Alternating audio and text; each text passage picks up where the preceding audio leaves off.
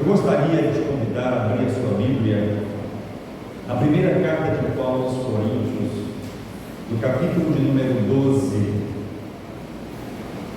Nós vamos ler alguns versículos, que o trecho é um pouco extenso. Nós vamos ler, à medida que você for encontrando, se coloque de pé, por gentileza. 1 Coríntios, capítulo 12, versículo 12, 13 e 14, depois versículos 25, 26 e 27. Começando no versículo 12, 1 Coríntios, capítulo 12. Porque assim como o corpo é um e tem muitos membros, e todos os membros, sendo muitos, são um só corpo, assim é Cristo também, pois todos nós fomos batizados em um Espírito, formando um corpo, quer judeus, quer gregos, quer servos, quer livres, e todos temos bebidos de um Espírito, porque também o corpo não é um só membro, mas muitos. Versículo 25: para que não haja divisão no corpo, mas antes tenham os membros igual cuidado uns dos outros, de maneira que se um membro padece, todos os membros padecem juntos com ele, e se um membro é honrado, todos os membros se regozijam com ele. Versículo 27: ora, sois o corpo de Cristo e seus membros em particular. Amém. Podeis tomar os seus assentos. Aleluia. Paulo escreveu aos irmãos da cidade de Corinto, capital da Acaia, por volta do ano 55 depois de Cristo.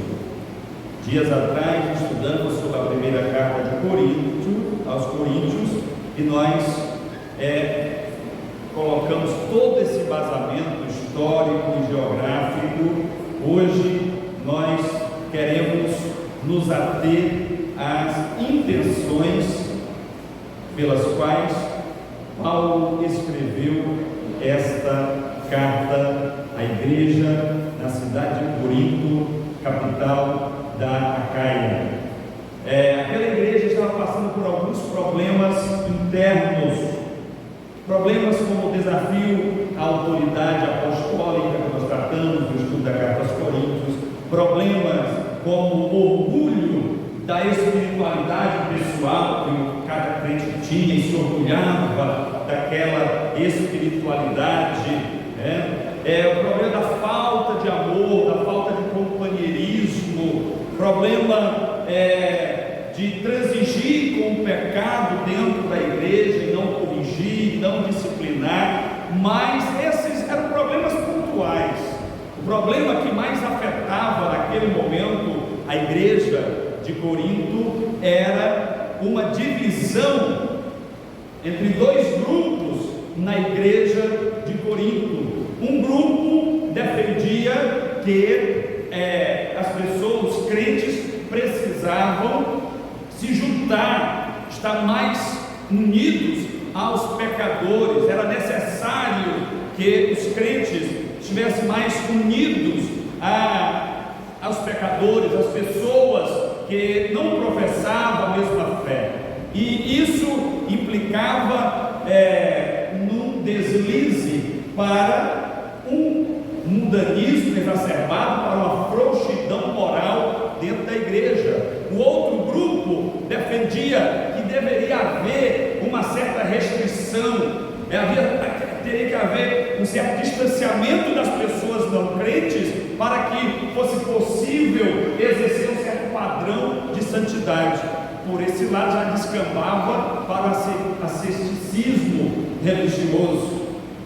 Então, esses dois problemas colocavam em xeque o futuro daquela igreja. Esses dois problemas comprometiam o futuro daquela igreja.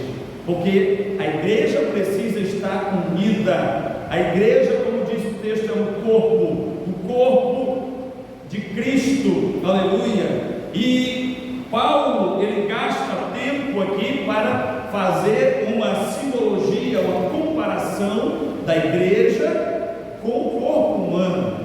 Dos versículos 15 até o versículo 24, Paulo, ele vai estar exatamente falando das diferenças dos membros do nosso corpo, que os membros não são iguais. Até mesmo o rim, que são dois, é um par de rins, e tem o mesmo formato, tem a mesma função, mas eles se diferenciam funcionalmente entre si. Então não há membros igual. Até mesmo os meus vidinhos, se for tirar a minha impressão digital, as impressões digitais serão diferentes entre um e outro. Paulo, ele fala bastante dessa diferença dos membros, das funções dos membros, e ele fala da importância de que esses membros, mesmo sendo diferentes, eles estejam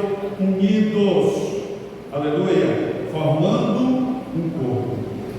Eu não quero falar hoje das questões doutrinárias da carta aos Coríntios, porque isso nós já estudamos na sequência de estudo aos Coríntios nas sextas-feiras. Eu quero me ater apenas a uma verdade bíblica estampada como ideia principal desse texto. E esta verdade que eu encontro estampada como ideia principal desse texto é a seguinte: a igreja é uma das maiores obras-primas do Criador. Você pode repetir comigo? A igreja é uma das maiores obras-primas do Criador. Louvado seja Deus. Cada cristão genuíno é parte da obra-prima. Paulo, ele vai declarar várias vezes nesse texto a seguinte afirmação: vós sois o corpo de Cristo. Você pode repetir comigo?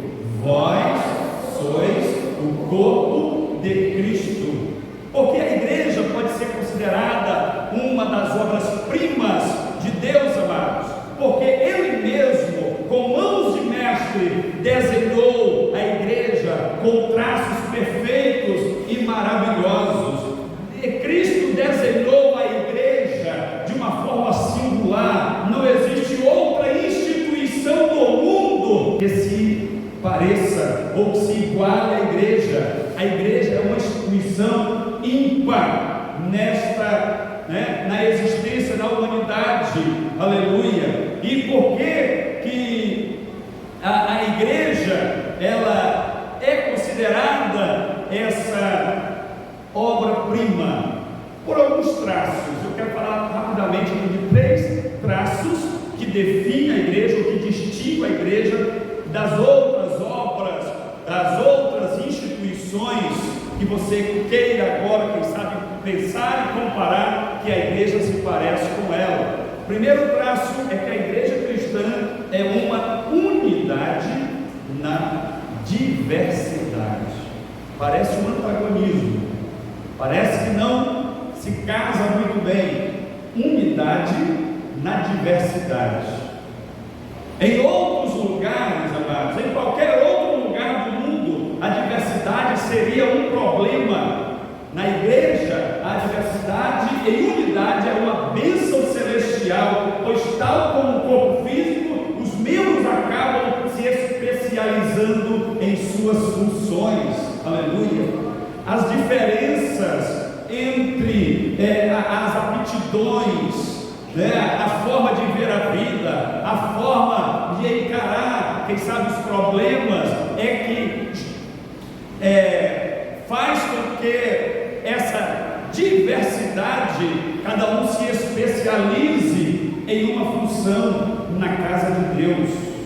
Alguns se especializam no cântico, no louvor, na adoração, como já foi citado aqui, o sonho do Marquinhos de cantar, na casa de Deus.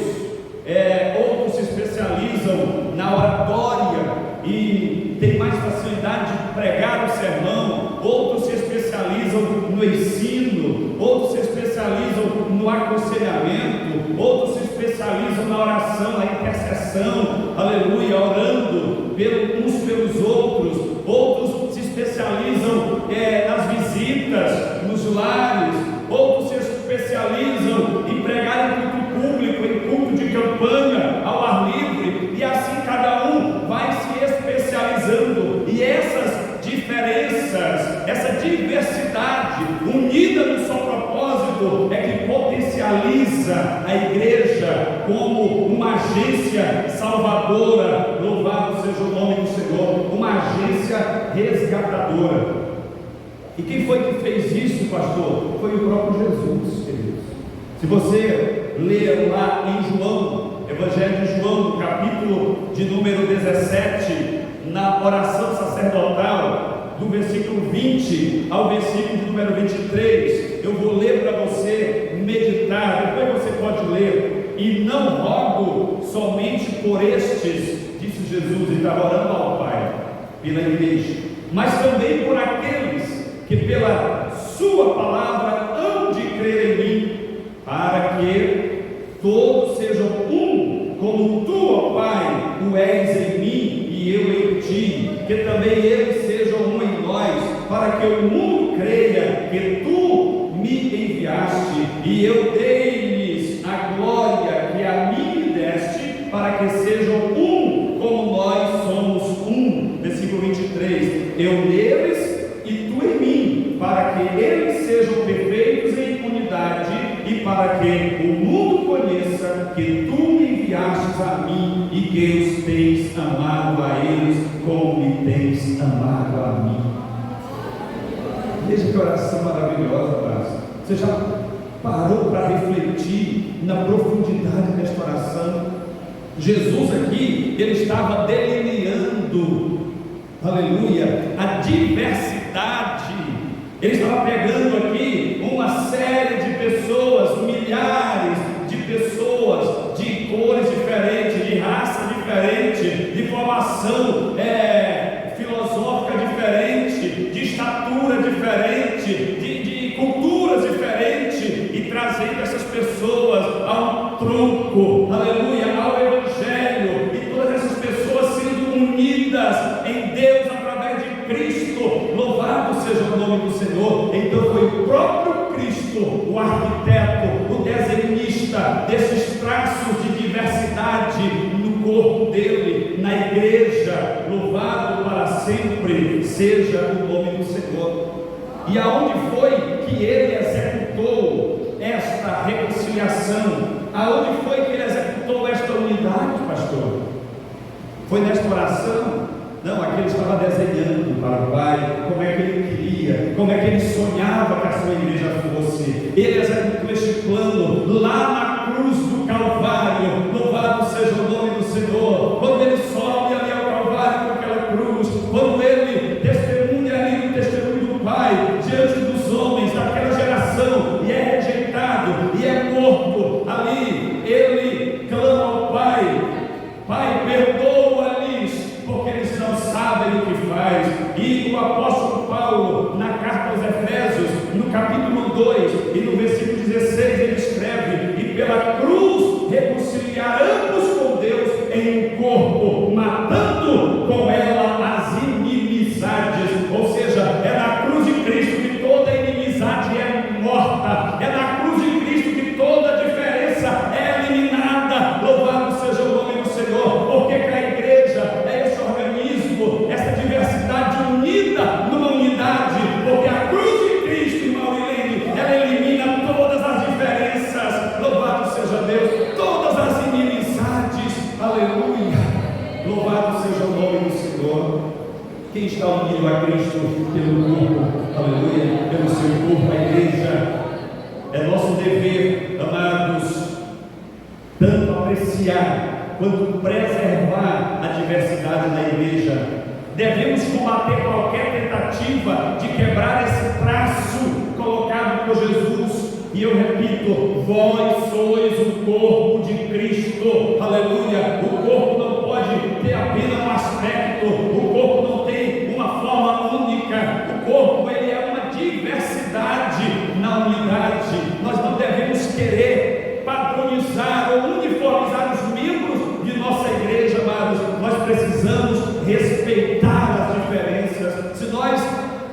respeitássemos mais as diferenças entre nós, teria menos contenda, teria menos divisões, teria menos mexerico, teria menos murmurações, porque nós já olharíamos e observaríamos e diziam: Edilson é diferente de mim, eu não posso forçar ele a ser igual a mim, o pastor Alencar é diferente de mim, eu não posso querer que ele seja igual a mim. E então a gente já resolvia isso aqui, não precisaria levar para o gabinete pastoral muitas vezes, não precisaria levar, quem sabe, para as redes sociais muitas vezes. Tem pessoas que preferem tratar dos problemas da igreja ou de relacionamento com o seu irmão na igreja nas redes sociais do que no gabinete pastoral.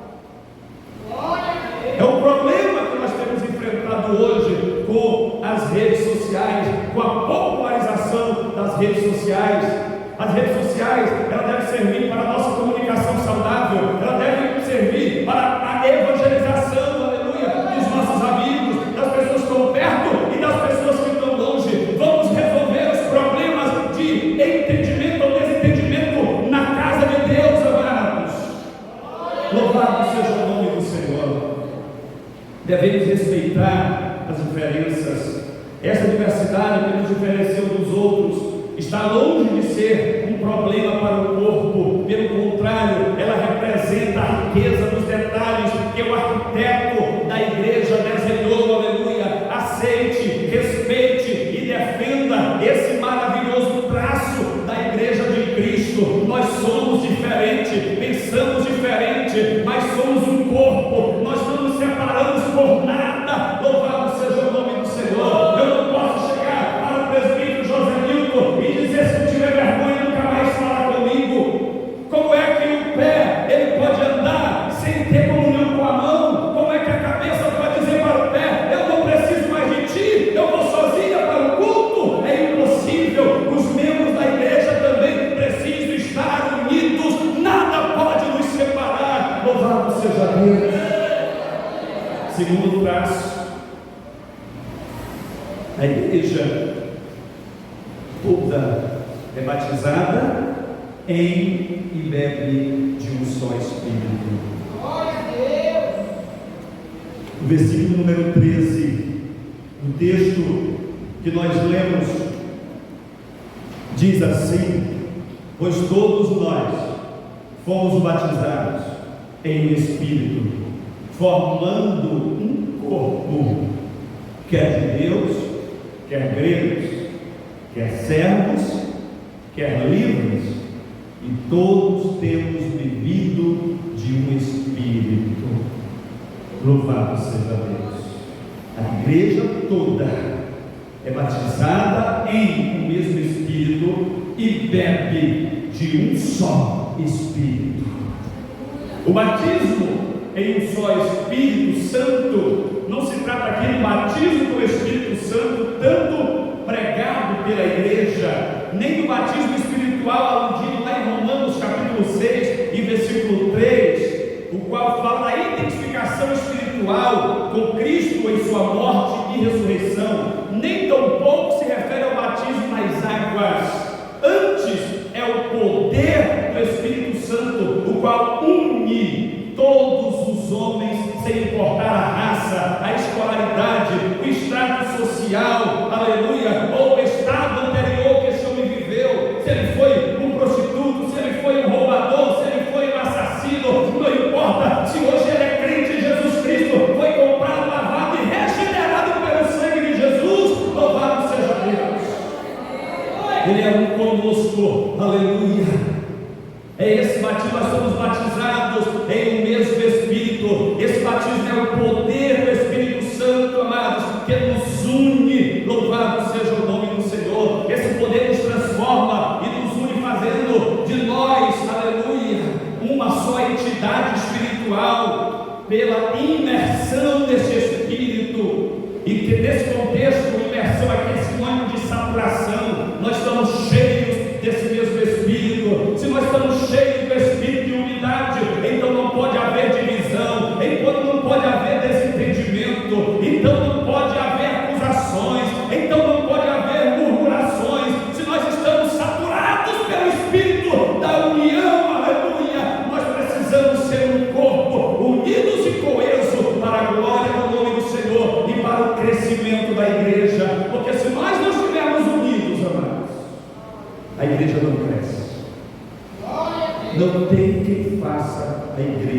crescer. Nem Deus. Não porque Ele não tem poder, porque Ele não faz a igreja crescer com contendas. É preciso haver reconciliação. Glória a Deus. Eu posso ter as minhas diferenças, como eu já citei nomes aqui, presbítero Osinaldo. Eu posso ficar chateado com ele, de chegar tarde na cultura, ver depois da leitura, mas isso não me dá o direito de deixar de falar com ele, de ficar zangado com ele, de não olhar aí para esse rosto brilhante e dar um abraço nele. Estou falando isso porque ele já falou aqui, ele tocou nesse assunto hoje. Então, amados, nós somos diferentes uns dos outros, mas se nós não aprendemos a renunciar, amados, eu vou usar aqui o nome, né? Os nossos milindramentos. Estou criando essa palavra agora. Tem crente que é melindroso demais. Ele não pode sonhar que a irmã falou mal dele, que ele já não fala mais com ela, e ele já vai tentar convencer a Vilani, que é amiga da outra irmã, a não ser mais amiga da outra, porque ele sonhou que a Vilani estava falando mal dela para Jariane. Você está entendendo como nós somos melindrosos? Nós somos um corpo, o corpo de Cristo. Nós somos batizados no mesmo Espírito e nós bebemos do mesmo Espírito. O beber de um só Espírito Santo trata-se de estarmos cheios de algo que satisfaça a nossa sede espiritual, a nossa sede interior, amado. Trata-se da comunhão dos crentes com Deus através do Espírito que habita em nós. Como é que o Espírito habita em nós e eu não tenho coragem de olhar na cara do meu irmão ou de perdoar o meu irmão que me ofendeu? Às vezes eu tenho vontade de dar uma bofetada nele, mas porque eu tive vontade às vezes de dar umas bofetadas nele, eu não sou capaz de ir lá e perdoar ele ou de pedir perdão, amados. A Bíblia nos orienta a não deixar o sol se pôr sobre a nossa ira. Ireis e não pequeis. Não guarde rancor, não guarde ira, não guarde remorso, porque o rancor, o ódio que você guarda de alguém é um veneno que você bebe esperando que o outro morra no seu lugar, quando é você que vai morrer antes dele. Se nós bebemos do Espírito, aleluia, vamos beber só dele, amados, e vamos nos embebedar dele, aleluia. Paulo diz: não vos embriagueis com o vinho que traz contenda, mas enchei-vos de quê? Enchei-vos de quê? Enchei-vos de quê? Do Espírito Santo de Deus. Então encha desse Espírito, beba desse Espírito, aleluia. Deixe, você pode ficar bêbado, louvado seja Deus. Vós sois o corpo de Cristo, não esqueça disso. Entenda essa maravilha e abra o seu coração, deixe o poder do Espírito Santo inundar o teu interior e transformá-lo completamente, e beba somente dele. Tem gente que bebe do Espírito Santo, mas ele bebe das filosofias, ele bebe dos conselhos dos avós, lá, quem sabe, da idolatria, da cultura, não sei das quantas. Beba só do Espírito de Deus e da palavra, e você será saciado e crescerá na graça e no conhecimento do Senhor, e crescerá ministerialmente também. Porque se nós não aprendermos a renunciar a estas coisas, muito dificilmente nós teremos a possibilidade de crescermos ministerialmente. A igreja tem sentido e consciência do corpo. É o terceiro e último traço que eu quero tratar nesta noite. Nós temos sentido de um corpo e também a consciência do corpo. Ou seja, nós não apenas parecemos com o corpo, irmão Jackson. Nós temos o sentido do corpo, ou seja, a aparência do corpo, mas nós também temos que ter a consciência de um corpo. Ou seja, eu preciso viver como um corpo, andar como um corpo, me relacionar com os meus irmãos da igreja como um corpo. Aleluia! Você já viu algum pé andando por aí? ao poço. Nós somos um corpo, amados. O corpo só vai junto. Louvado seja o nome do Senhor. Aleluia. A igreja jamais descarta os seus membros, nem mesmo quando são disciplinados. Quando uma igreja ela põe um membro em disciplina, não é para descartá-lo, aleluia, mas para que ele seja aperfeiçoado, aleluia. Quando não ocorre esse aperfeiçoamento, ou quando ocorre a evasão por causa da disciplina, não é porque a igreja não quis mais aquele membro, mas é exatamente pelo contrário. Aquele membro disciplinado, por não receber a disciplina, se evade, abandona a igreja e muitas vezes nunca mais volta para se consertar diante do corpo de Cristo, ou em outras oportunidades, outra circunstância, às vezes vai até e se une a outra igreja, mas não procura reparar o erro que deixou lá atrás. Se esquece do princípio que Jesus deu a Pedro: eu te dou as chaves dos céus, aquilo que tu ligar na terra será ligado no céu, aquilo que tu desligar na terra será desligado no céu. Portanto, o crente que está debaixo de disciplina em uma igreja e ele sai para outra igreja em desobediência, ele está desligado no céu, porque ele foi desligado não só pela autoridade eclesiástica, mas por toda a igreja que constatou e presenciou a sua disciplina. Portanto, quando você for disciplinado, se humilhe na presença do seu pastor, na presença da igreja onde você está, aceite a disciplina, fique ali congregando até o dia de você recobrar a sua comunhão com o corpo de Cristo. Se você tiver que sair para outra igreja, que saia depois que você se restaurar espiritualmente e na comunhão com o Senhor, porque Deus, amados, é justo, é fiel, e com Deus não se brinca. Louvado seja Deus. Os membros de uma igreja estão fortemente ligados, como um corpo físico. Paulo faz essa comparação no versículo 15, no 16, no 18 e no 21 do texto que nós lemos. Devemos ser membros saudáveis e ativos. Não basta ser apenas membro, irmã Vilani. É preciso ser membro saudável. E além de saudável, precisa ser ativo. Porque senão, a igreja vai ser semelhante a uma pessoa bonita, robusta, forte fisicamente, mas tem a bíblia preguiçosa, ou tem um intestino preguiçoso. Já pensou?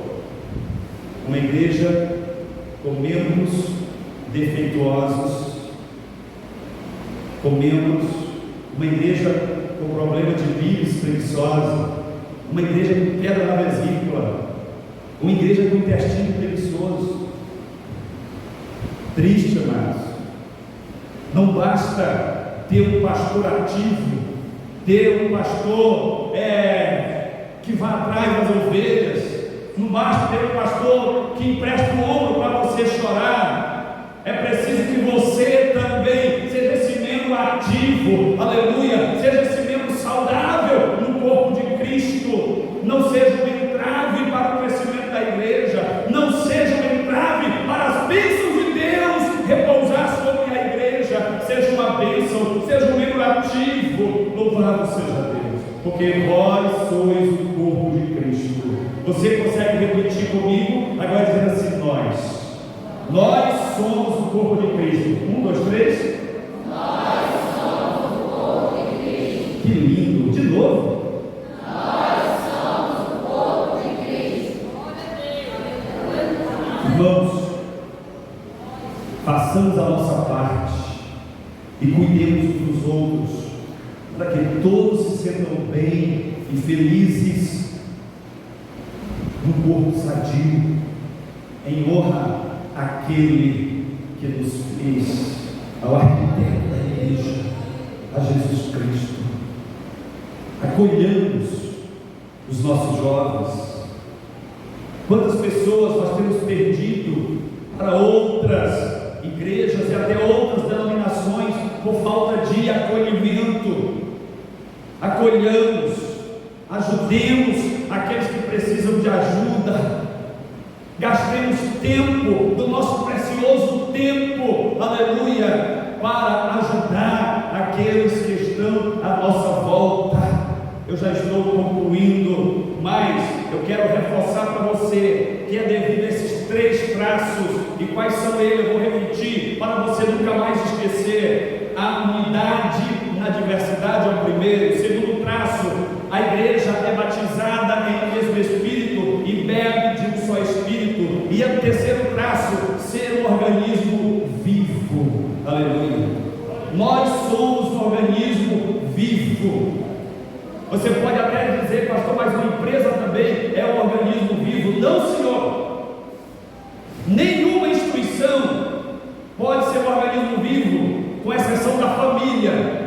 Todas as outras instituições, o Estado, por exemplo, a empresa, por exemplo, é uma espécie de máquina fria, onde não existe amor, onde não existe companheirismo. Se uma peça estraga, rapidamente ela é tirada, ela é descartada e logo ela é esquecida. Na família ou na igreja não. A igreja ela jamais abre mão dos seus membros. Se o membro está doente, ela trata, ela cuida, ela leva no colo. Louvado seja o nome do Senhor, mas ela não abre mão de nenhum dos seus membros. É por isso que nós somos um organismo vivo para a glória do nome do Senhor. Aleluia. É por causa dessas características que a congregação Nova Sião está de pé há 21 anos, louvado seja o nome do Senhor, caminhando e fazendo história. É uma igreja saudável para a glória de Deus, é uma igreja que se preocupa com os seus membros, é uma igreja que evangeliza e dá testemunho vivo da obra redentora de Cristo na sua vida, todos os dias. Aleluia. Onde estão os crentes vivos, aleluia, unidos e cheios do Espírito Santo, dê um brado de glória aí para os céus aqui. Fica de pé, se você pode. Louvado seja o nome do Senhor. Crentes vivos, unidos e cheios do Espírito Santo. É por isso que essa igreja está de pé. É por isso que essa igreja está aqui. Já foi dito, passou uma geração, muitos que participaram da história dessa igreja na primeira década já partiram para a glória.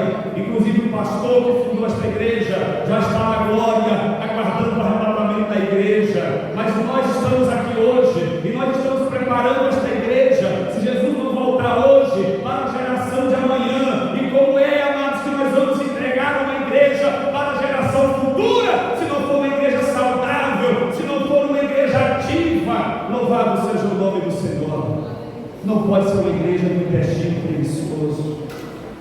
Precisa ser uma igreja saudável, uma igreja ativa, pronta, preparada para servir ao Senhor, para obedecer a palavra de Deus e para ganhar almas para a glória do nome do Senhor Jesus. Aleluia. Que o Senhor nos abençoe e tenha misericórdia de nós. Aleluia.